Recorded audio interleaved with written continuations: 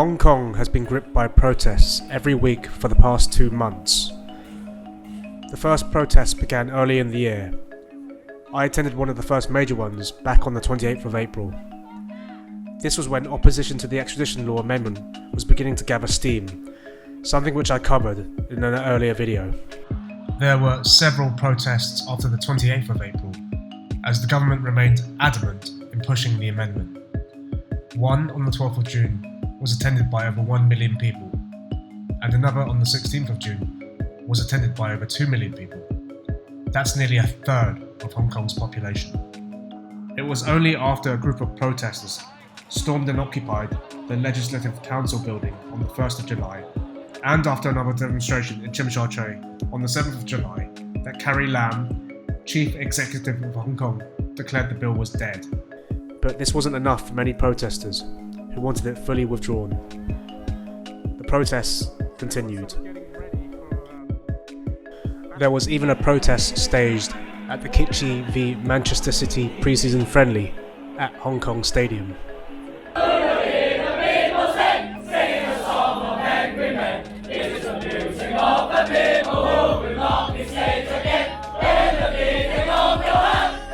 On the 21st of July, a gang of men wearing white t-shirts, the colour which shows support for Beijing, attacked protesters and innocent bystanders who were returning to the northwest district of Yuen Long after a protest. There was speculation that some of these attackers were triad gang members who were possibly working for the Chinese government. In response, protests were staged in the rural villages in Yuen Long district, which is where many of these attackers are thought to live. Things turned slightly ugly. The next day after the Yuen Long protest, I attended the next protest in Sheung Wan, which was to show support against police brutality against the protesters. So I arrived at the March Against Police Brutality protest on Sunday, the 28th of July, at around 10 PM. The protests had started since 3 PM, and the police had been firing tear gas since around 6 PM. Morrison Street in Sheung Wan is literally right round the corner from where I used to live.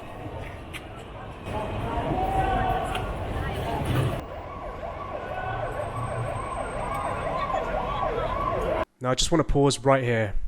In the frame you can see a Western couple who are clearly not part of the protests.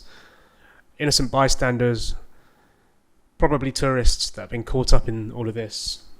And you can see one of the protesters is giving her a saline solution so she can wash out the tear gas from her eyes. And this happened to me several times during the night when protesters could see that I was struggling with the tear gas. I was in neutral colours, I wasn't wearing black, which is the colour of the protesters, yet they still came to my aid several times. I also saw protesters shouting to the people above who had their windows open to shut their windows so they wouldn't get tear gas going into their apartments.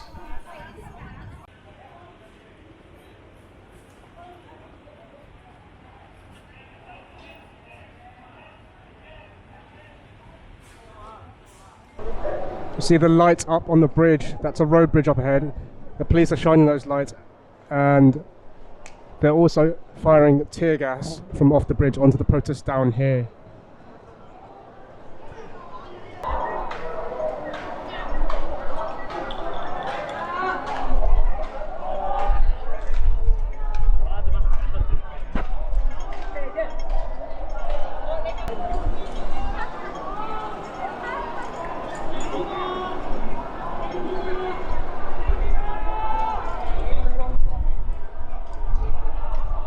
Stood here now on a main road by Sheung Wan MTR. You see just behind me there, just in the distance, about 70 meters away, are the riot police in a standoff they're in a standoff with the protesters. If I turn myself around 180 degrees, you can see the protesters are right behind me. So it's a big standoff between the police and the protesters, and I'm stood in no man's land where the press are.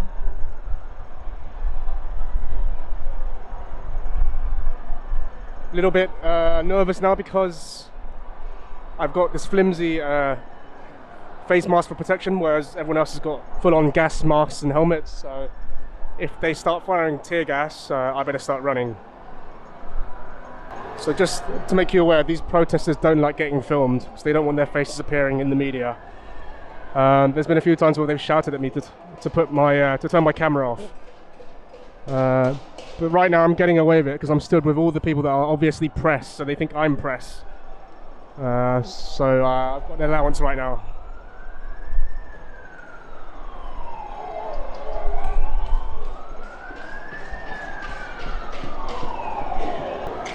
So they're firing another round of tear gas again. It's been happening for the past 6-7 hours.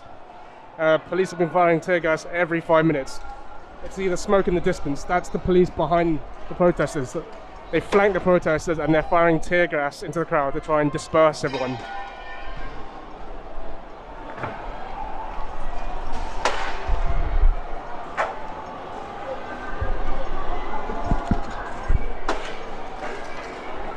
This is very heavy-handed to police tactics. From what I've seen, for the most part, 90% of the protesters are peaceful.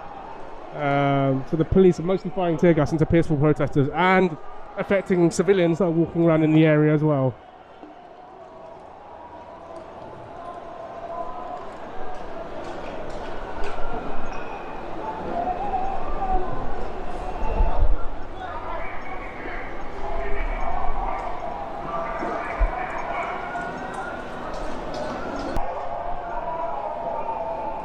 So like I said, I've got very limited protection. I've got no eye goggles. The face mask that I'm wearing isn't really airtight, so every time I get a whiff of tear gas, I start to choke and I've got tears in my eyes.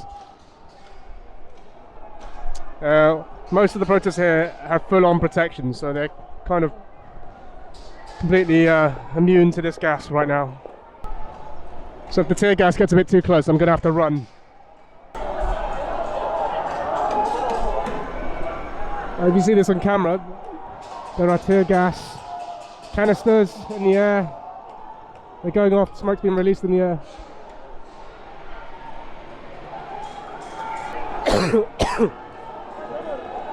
It's getting extremely hard to breathe right now.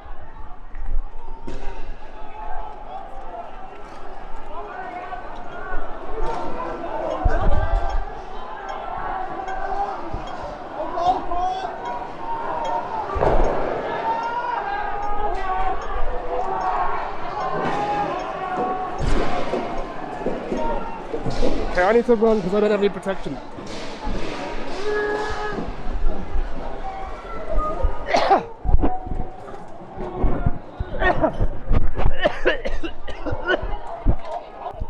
With tear gas engulfing the road around me, I had to run and get out of there.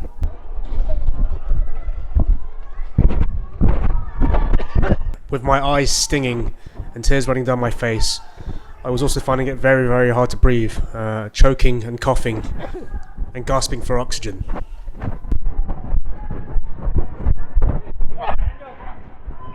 I followed some of the protesters who were fleeing down the side streets of Shangwan.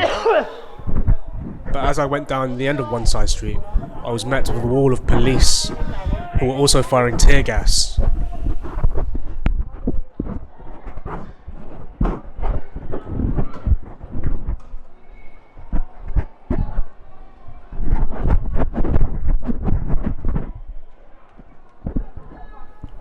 So I went down another side street and was also met by another wall of police who were also firing tear gas. It seems they had blocked off all the exit routes in the area and were trying to hem in all the protesters. With all escape routes blocked by the police, I was beginning to panic. I couldn't get any oxygen into my lungs and my heart was racing.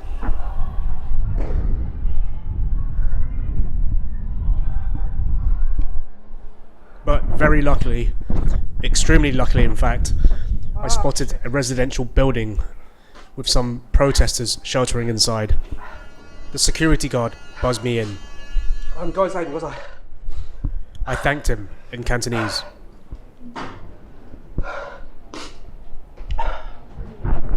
It was a complete and utter relief to be able to breathe and get oxygen back into my lungs.